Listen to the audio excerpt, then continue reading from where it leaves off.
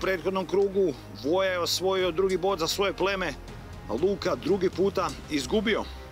Rezultat je 7:2 za crvene i dalje ne možemo dokučiti što se dešava s plavima. 10. krug, Mateja i Anđela. U 10. krugu gledamo Mateju i Anđelu. Mateja je u 6. krugu izgubila od Vesne, dok je Anđela u 4. krugu pobjedila Nancy. Plavima jednostavno ne ide pa ne ide.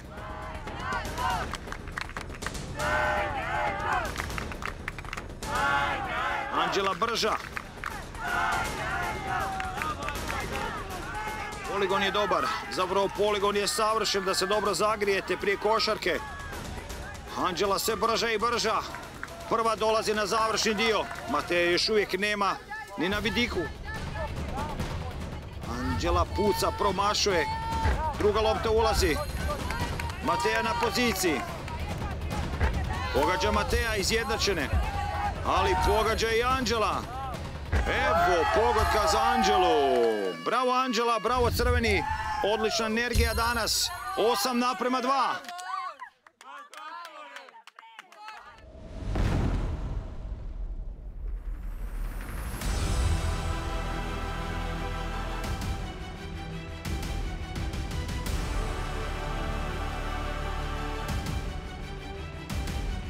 Crveni raspjevani imaju razloga, vode 8:2. Danas pobjeđuje ono pleme koje prvo osvoji 10 bodova i osvaja vrlo vrijednu nagradu. Plavi se čupaju za zadnje slamke. Aleks i Mitar, 11. krug. Krećemo, 11. krug. Crvenima se smiješi pobjeda i vrhunska nagrada. A plavi, jednostavno nemam riječi. 8:2 gube. Gledamo Aleksa i Mitra. Aleks je u prvom krugu izgubio od Stefana, dok je Mitar pobjedio Luku. Plavi neprepoznatljivi danas. Vjerujem da nema te dobre pozitivne komunikacije unutar plemena i onda se dešava ovakva situacija. Kao da su izgubljeni, kao da ne znaju gdje su. Mitar gađa. Gledamo Aleksa. Aleks pogađa. Pogađa Aleks i drugi koš. Evo Aleksa i treći koš. Tako se treba igrati. Tako jedan bivši košarkaš treba otvoriti današnju igru. Ali dobro je, svi griješimo, ali treba pokazati više energije, više volje, više želje i boriti se bez obzira na rezultat. Rezultat je 8:3 i dalje crveni. Ajmo, ajde. To je to, tu si kod nas si... samo brže. Još brže. Idemo, ajde. Na grir. Da, šibanje.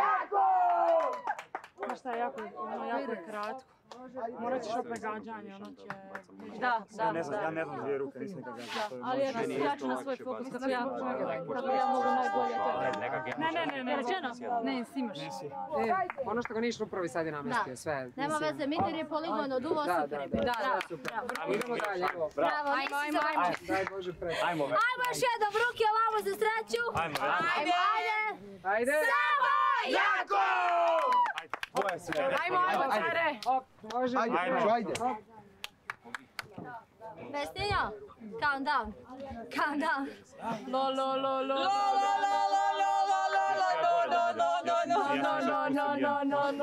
Malo superstition.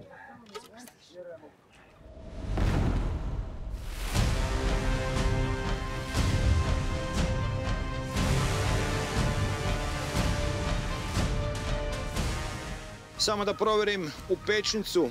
Pizza je još malo pa pečena, ali vjerujem da se i bližimo samom kraju igre. Rezultat je 8:3 za crvene. Nancy protiv Vesne. Krećemo. Nancy i Vesna su krenule u svoju pustolovinu. Nancy malo brža od Vesne. Mogu li plavi napraviti čudo na ovom poligonu? Mogu li se vratiti u igru? Malo zakomplicirati kompletnu situaciju? Ili će ovo biti još jedna u nizu laganih pobjeda za crvene?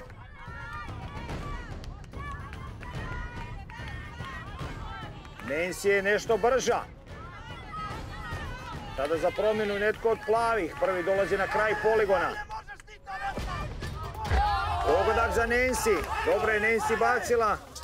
Može li tako nastaviti? Vesna je strašno precizna. Dobro gađa i Vesna. Pogodak za Vesnu.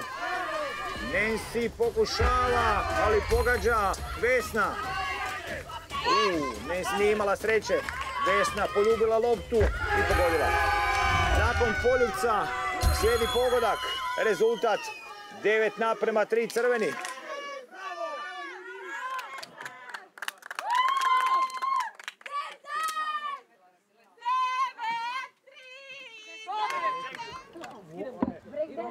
Oni su već pobjedili svojim glavama, nije gotovo. Što idemo do 10, a? Da. Okej. Ajmo, nije gotovo. Ajde, pozdrav, ajde! Ko je neće? Plavi! Samo još fokus malo. Čim završimo, što se mene tiče, plivaj po ovom pesku, okreći se. Slušaj, skidam gaće. Ono kruti, ne, nego kao na pomeni pjesak i ovako. I onda šta god želiš. Uvatimo se za uši. Što se mene tiče, umjesto na palme da se penjete se na ovaj kolor. Ajmo! Ajmo ruke! Idemo ljudi, bravo! Svi bravo!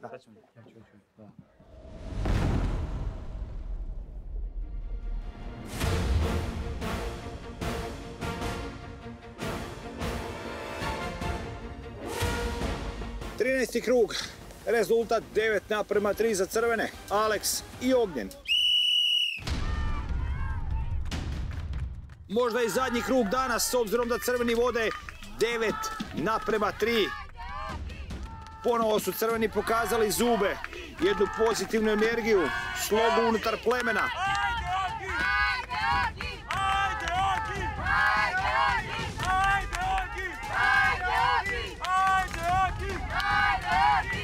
Alex i Ognjen prolaze poligon, trude se, no ne znam, mogu li se plavi probuditi, nešto promijeniti.